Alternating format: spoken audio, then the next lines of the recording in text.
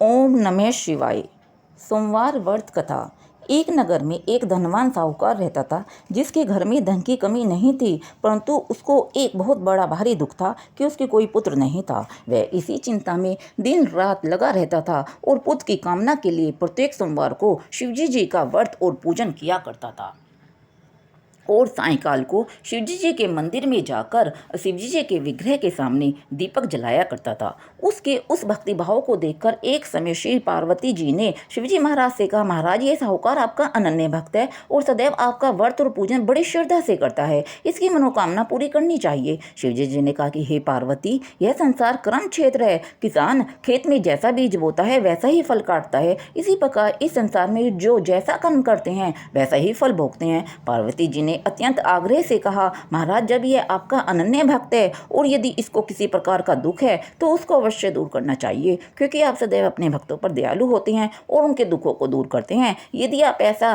नहीं करेंगे तो मनुष्य आपकी सेवा व्रत और पूजन क्यों करेंगे। पार्वती जी का ऐसा आग्रह देख शिवजी महाराज कहने लगे, हे पार्वती, इसके कोई पुत्र नहीं है, इसी चिंता में अति दुखी रहता है और इसके भाग्य में पुत्र न होने पर भी मैं इसको पुत्र की प्राप्ति का वर देता हूँ, परंतु यह पुत्र केवल 12 वर्ष की आयु तक ही जीवित रहेगा। इसके पश्चात में मृत्यु को प्राप्त हो जाएगा। इससे अधिक मैं और इसके लिए कुछ नहीं कर सकता। यह सब बातें साहूकार सुन रहा था। इससे उसको न तो कुछ प्रसन्नता हुई और न ही कुछ दुख हुआ। वह पहले जैसा ही शिवजी महाराज का व्रत और पूजन करता रहा। कुछ काल व्यतीत हो जाने पर साहूकार की स्त्री गर्भवती हुई और 10वें महीने में उसने एक अति सुंदर पुत्र को जन्म दिया। साहूकार के घर में बहुत खुशी मनाई गई, परंतु साहूकार ने उसकी केवल 12 वर्ष की आयु जानकर अधिक प्रसन्नता प्रकट नहीं की और न ही किसी को भेद बताया। जब वह बालक 11 वर्ष का हो गया तो उस बालक की माता ने उसके पिता से उसका विवाह आदि करने के लिए कहा, तो वह साहूकार कहने लगा कि अभी मैं इसका विवाह नहीं करूंगा, अपने पुत्र को काशी जी पढ़ने के लिए भेजूंगा। और फिर साहूकार ने अपने साले अर्थात बालक के मामा को बुलाकर उसको बहुत सा धन देकर कहा कि तुम इस बालक को काशी जी पढ़ने के लिए ले जाओ और रास्ते में जिस स्थान पर भी जाओ यज्ञ तथा ब्राह्मणों को भोजन कराते जाओ। वह दोनों मामा और भांजी यज्ञ करते और ब्राह्मणों को भोजन कराते जा रहे थे। रास्ते में एक शहर पड़ा। उस शहर में राजा की कन्या का विवाह था और दूसरे राजा का लड़का जो विवाह कराने के लिए बारात लेकर आया था वह एक आंख से काना था और उसके पिता को इस बात की बड़ी चिंता थी कि कहीं वर को देख कन्या के माता पिता विवाह में किसी प्रकार की अड़चन पैदा न कर दे। इस कारण जब उसने अति सुंदर सेठ के लड़के को देखा तो मन में विचार किया कि क्यों न दरवाजे के समय इस लड़के से ही वर का काम चला लिया जाए। ऐसा विचार कर वर के पिता ने उस लड़के और मामा से बात की तो वे राजी हो गए और फिर उस लड़के को वर के कपड़े पहना तथा घोड़ी पर चढ़ाकर कन्या के दरवाजे पर ले गए और सब कार्य बड़ी प्रसन्नता से हो गया। फिर वर के पिता ने सोचा कि यदि विवाह कार्य भी इसी लड़के से करा लिया जाए तो क्या बुराई है। ऐसा विचार कर लड़के और उसके मामा से कहा, यदि आप फेरों कन्यादान के काम को भी करा दें तो आपकी बड़ी कृपा होगी, मैं इसके बदले में आपको बहुत सा धन दूंगा। तो उन्होंने स्वीकार कर लिया।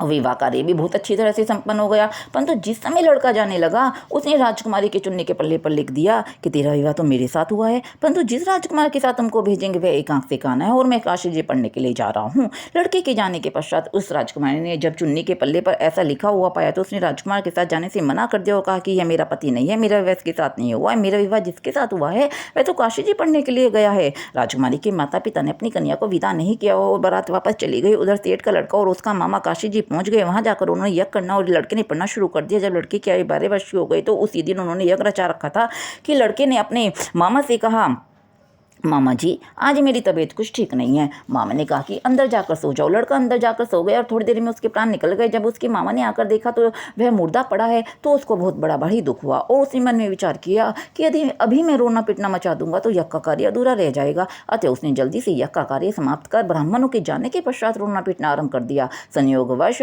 उसी समय श्री पार्वती भी उधर से जा रहे थे। जब उन्होंने जोर जोर से रोने की आवाज़ सुनी तो पार्वती जी कहने लगी कि महाराज कोई दुखिया रो रहा है, इसके कष्ट को दूर कीजिए। जब श्री पार्वती ने पास जाकर देखा तो वहाँ एक लड़का मुर्दा पड़ा था। पार्वती जी कहने लगी, महाराज यह तो उसी सेठ का लड़का है जो आपके वरदान से हुआ था। शिव महाराज कहने लगे कि हे पार्वती, इसकी आयु तो इतनी ही थी और वह यह भोग चुका है। तब पार्वती जी ने कहा कि हे महाराज, इस बालक को और आयु दो, नहीं तो उसके माता पिता तड़प तड़प कर मर जाएंगे। पार्वती जी के बार बार आग्रह करने पर शिवजी महाराज जी ने उसको जीवन का वरदान दिया और शिवजी महाराज की कृपा से लड़का जीवित हो गया और शिवजी और पार्वती जी कैलाश पर्वत को चले गए। तब वह लड़का और मामा उसी प्रकार यज्ञ करते ब्राह्मणों को भोजन कराते अपने घर की ओर चल पड़े। रास्ते में उसी शहर में आए जहाँ उसका विवाह हुआ था। वहाँ पर आकर उन्होंने यह करना आरंभ कर दिया तो उस लड़के के ससुर ने उसको पहचान लिया और अपने महल में ले जाकर उसकी बड़ी खातिर की। साथ ही बहुत से दास दासियों सहित आदर पूर्वक लड़की और जमाई को विदा किया। जब वे अपने शहर के निकट आए तो मामा ने कहा कि मैं पहले तुम्हारे घर जाकर खबर कराता हूँ। जब उस लड़के का मामा घर पहुंचा तो देखा कि लड़के के माता पिता घर की छत पर बैठे हैं और यह प्रण कर रहे हैं कि